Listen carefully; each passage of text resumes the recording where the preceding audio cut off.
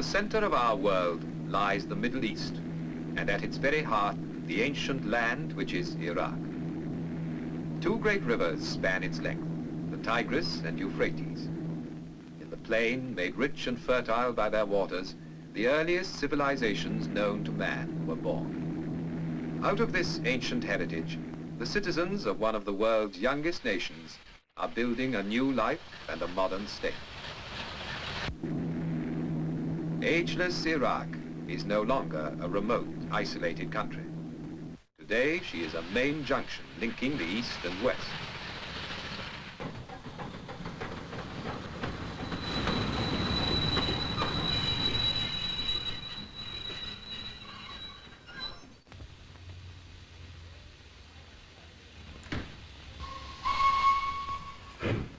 Her capital is Baghdad, a name that conjures up all the romance of Harun al-Rashid and the Arabian Nights of 1,000 years ago, when this was the fabulous capital of the Islamic world.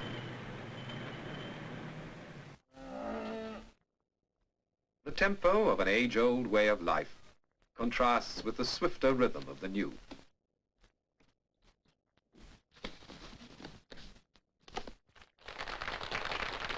The 20th century has come to Baghdad, with steel and concrete, with shining cars and wide streets.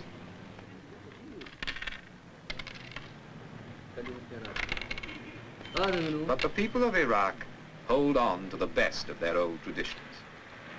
In the bazaars, you can see and hear them carrying on the art and exquisite craftsmanship that has been their pride for hundreds of years.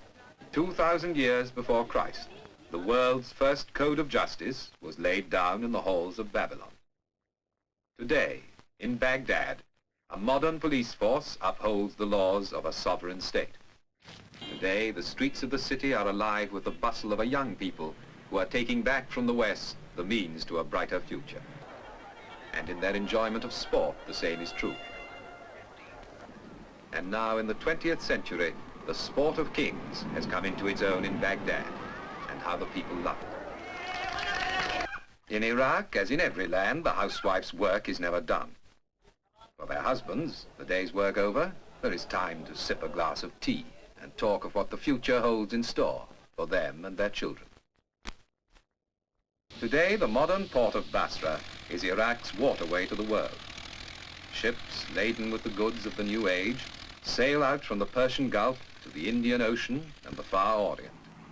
And the skies over Basra are thronged with the traffic of the air. And yet, within a few minutes flying time of Basra is a strangely different world. You're back in another age. Here, amid lakes and marshes, water has created a way of life all its own.